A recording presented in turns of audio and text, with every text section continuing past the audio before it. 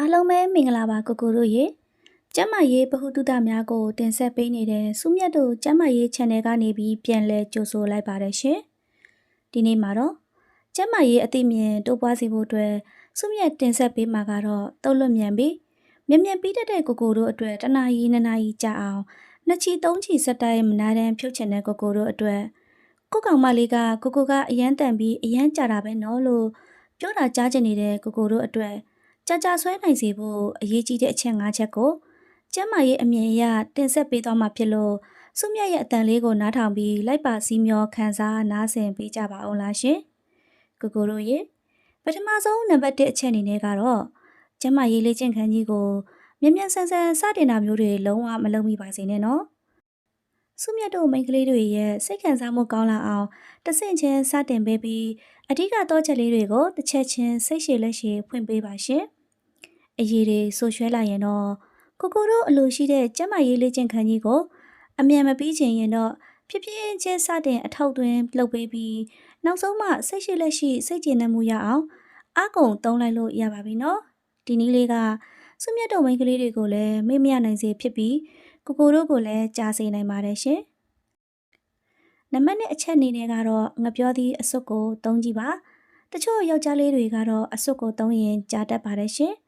ရာဘာကကြားမှာခံနေတဲ့အတွက်ထိတွေ့မှုကိုလျော့စေပြီးကြာသွားစေတာဖြစ်ပါတယ်နော်အဖော်လေးနဲ့ကျန်းမာရေးလေးချင်းခန်းကြီးဆင်နွှဲတဲ့အခါအဖုအထက်လေးတွေပါတဲ့အစွတ်လေးကိုအသုံးပြုကြည့်ပါအဲ့လိုအဖုထက်က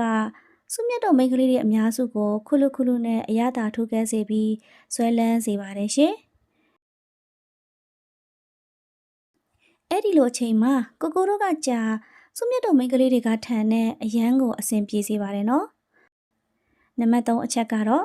ကိုတို့မိန်းကလေးနဲ့ကျန်းမာရေးလေ့ကျင့်ခန်းကြီးမဆင်နွှဲခင်ကြိုပြီးလက်နဲ့အာသာဖြည့်ထားကြည့်ပါတကယ်ကျန်းမာရေးလေ့ကျင့်ခန်းကြီးမစတင်ခင်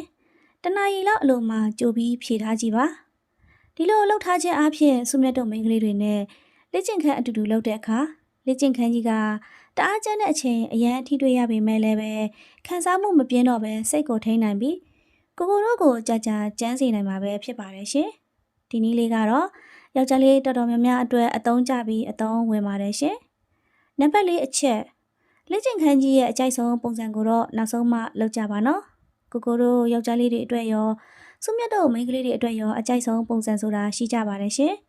တချို့ကိုတွေကခါးလေးကိုကင်ပြီးတအားကြိတ်ရတဲ့ကျမ်းမာရေးလေ့ကျင့်ခန်းလေးကိုကြိုက်ကြတယ်လို့စုမြတ်တို့မိန်းကလေးတွေရဲ့အပေါ်ကိုတက်ခွပြီးတရဆက်ကြမ်းပြရတာကိုအရင်ကြိုက်ကြပါတယ်ရှင်သတိထားရမယ့်အချက်ကကြာချင်းရင်အကြိုက်ဆုံးကျမ်းမာရေးလေ့ကျင့်ခန်းကြီးကိုတော့နောက်ဆုံးမှလုပ်ပါနော်အကြိုက်ဆုံးနည်းကကိုတို့ကျမ်းမာရေးလေ့ကျင့်ခန်းကြီးကိုမြန်ပြီးစီလို့ပါရှင်နံပါတ်5အချက်အနေနဲ့ကတော့ကျမ်းမာရေးလေ့ကျင့်ခန်းကြီးကိုလုပ်နေရင်းနဲ့ပြီးခါနီးမှာအချိန်မတင်မဲခဏနားလိုက်ပါပြီးရင်တော့မိုးချောင်းအတန်ရဲ့အရင်နာကိုလက်ညှိုးနဲ့လက်မနဲ့သုံးပြီးညှစ်ထားလိုက်ခြင်းကလည်းအပြင်ကိုထွက်ချင်နေတဲ့ပိုးပေါင်းတစ်ထောင်ကိုခဏတာရက်တန့်သွားစေပြီးစိတ်ကိုလည်းခဏငြိမ်သွားစေကပိုပြီးကြာစေပါတယ်ရှင်ဖြစ်နိုင်ရင်တော့စိတ်အကူအညီယူတာမျိုးကိုရှောင်ပေးပါဆေးကိုအသုံးပြုတာကကိုတို့အတွက်အန္တရာယ်ဖြစ်စေနိုင်လို့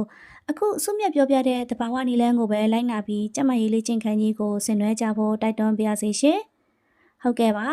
ဒီနေ့စုမြတ်ပြောပြပေးခဲ့တာကတော့ကိုတို့အတွက်ပျော်စရာဒုက္ခအပြည့်ရမယ်ကျမရေးဗဟုသုတတစ်ခုလေးပဲဖြစ်ပါတယ်ရှင်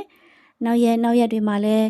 အခုလိုပဲခန္ဓာကိုယ်အတွက်အကျိုးရှိတဲ့ကျမရေးလေးချင်းခန်းကြီးနဲ့ကျမရေးဗဟုသုတများကိုမျှဝေသွားမှာဖြစ်လို့ကျမတို့ channel လေးကို like and subscribe လေးလုပ်ပြီးအားပေးသွားကြပါအောင်လားရှင် channel ကိုရောက်လာတဲ့တယောက်စီတိုင်းကိုစုမြတ်ကအားလုံးကိုကျေးဇူးတင်ပါတယ်ရှင်